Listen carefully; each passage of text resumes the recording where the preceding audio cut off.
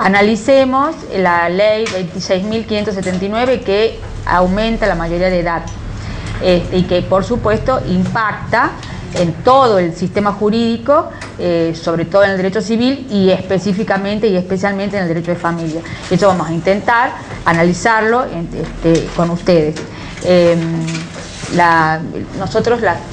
El curso va a estar a cargo de las tres que estamos acá sentadas.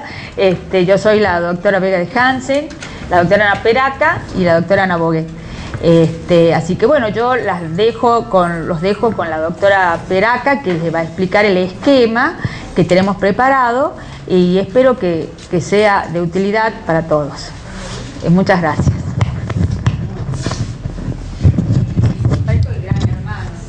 Nos preguntaron por qué 3 días, por qué tanto, porque parece que es una ley muy chiquitita que no hubiera mucho que decir. Lo que pasa es que dividimos el taller, o para hacerlo más útil, le dimos 2 módulos de prácticos, que la idea es que podamos trabajar con la ley, ustedes y nosotros. Entonces, un poco el esquema general que nos planteamos es hablar hoy o en el primer módulo sobre el impacto general que tuvo sobre el sistema de capacidad del Código Civil. Después abordar específicamente el impacto que tuvo en el ámbito de las relaciones paterno-filiales, en el derecho matrimonial, en el ámbito del derecho de familia, por así circunscribirlo de alguna manera. Mañana dedicarnos todo el día a trabajar con el derecho de deber alimentario, que es quizás la reforma, además de la mayoría de edad, la medular. Esas son las 2 grandes reformas que trae la ley. El achicamiento de la capacidad plena y la elongación del deber alimentario una vez extinguida la patria potestad. Trabajar con talleres prácticos, con casos prácticos en el segundo módulo, y finalizar el tercer día con el impacto que tuvo en todo el otro ámbito del derecho privado, derecho comercial, derecho laboral, de la previsión de la seguridad social, el derecho sucesorio, etcétera, etcétera, y terminar con un módulo idéntico al de alimentos, pero esta vez con prácticos referidos a todas estas materias. Digo, para los que tengan no posibilidad de venir los 3 días, que puedan seleccionar la asistencia en base a la temática. Este primer módulo que está a cargo mío, la verdad que el objetivo que nos planteamos fue cómo hacer una introducción a explicitar una reforma de una ley como esta, que tuvo impacto en todo el ordenamiento. ¿Desde dónde empezar o desde dónde partir? Nos parecía que no podíamos hablar de capacidad sin hablar del impacto que tuvo sobre el sistema de la capacidad la recepción en nuestro derecho interno a través de la ley 23849 de la Convención de los Derechos del Niño. Eso allá en el año 91. Impacto que fue aún mayor en el año 94, cuando esta convención se incorpora al texto constitucional con rango constitucional en el artículo 75, inciso 22. Así que algo de la convención, si no mucho, o por lo menos los paradigmas más trascendentes, los tenemos que hablar o tenemos que dar, aunque sea una mínima razón de ellos, para poder entrar de lleno sobre cuál fue el impacto en el sistema de capacidad, ¿sí? Y con eso hacer un pequeño break. No tenemos ninguna modalidad muy estricta para charlar. Para nosotros esto es una charla, así que si hubiera algo que no se entendiera o hubiera algo que quisieran que aclaráramos, lo podemos interrumpir perfectamente, porque por ahí eso es auspicioso para los otros. Algo que no entendió alguien puede no haber sido entendido por otra persona también. Ok. Ahora sí me tengo que poner las anteojitas para no ver nada. Bueno, esto... Pensando un poco impacto de la ley. La ley, hay que ser muy realistas. En las familias que tienen hijos entre 18 y 21 años y tienen una relación de dependencia económica y emocional con los padres, la reforma o la modificación de la mayoría de edad, entiendo yo, humildemente no va a tener ningún impacto. Los chicos que están con el papá y están estudiando y tienen 28 años y están viviendo en la casa, no van a pasar a ser mayores de edad ni el padre los va a echar. O sea, esa funcionalidad en ese esquema familiar existe, punto. Ahora, en las familias donde las jerarquías son cuestionadas y los padres no pueden hacerse cargo, o los hijos no pueden asumir el rol de independencia que supone la capacidad plena, ahí es donde quizás pueda haber o es allí donde se puedan presentar conflictos que se judicialicen, ¿sí? Mágicamente, un chico que antes era mayor a los 21 y hoy a los 18 no va a tener ningún problema en su vida si está dentro del primer grupo, ¿sí? Los que los van a sufrir van a ser los sistemas familiares donde esta funcionalidad o esta articulación de roles no se da.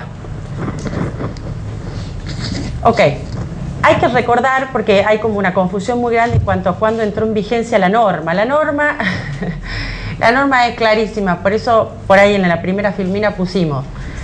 La norma se sanciona en diciembre, se promulga y se publica en diciembre, pero hay un pequeño problema en cuanto al plazo de vigencia, porque nadie se acuerda que las normas entran en vigencia el 9º día posterior a su publicación, si no son promulgadas expresamente. Si en el acto de promulgación no se indica la fecha de su entrada en vigencia.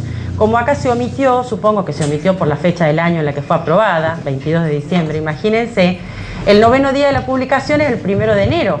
Así que no tenemos que plantearnos, sobre todo en los planteos judiciales, una entrada en vigencia anterior o posterior. No es una opinión, es lo que dice el derecho parlamentario, ¿sí? El 9º día ocurrió el 1º de enero. Ahora bien, esta ley, fíjense que recoge una realidad, o pone algún autor dijo, pone las cosas en su sitio en relación a los menores de 18, más allá de que se pueda entender que para algunos esa edad es muy corta para alcanzar la madurez o muy pronta, y para otros se entienda que es perfecta.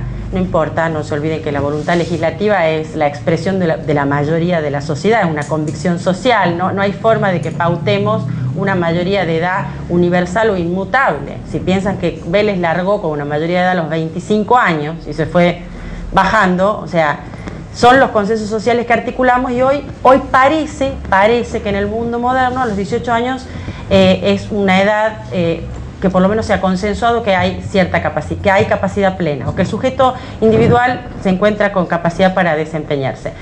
Esta norma vino a poner las cosas en su lugar, dijo algún autor, porque fíjense la cantidad de actos que un menor, por poner algunos, podía realizar antes de la reforma.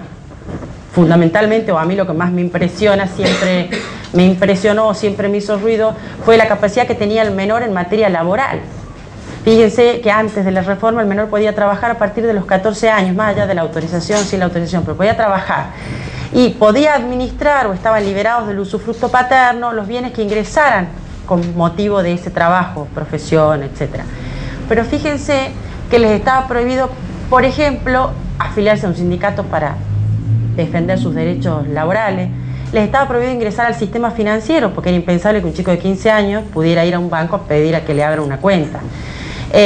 La constitución de sociedades comerciales, más tarde lo va a hablar la doctora Boquet, también les estaba imposibilitada.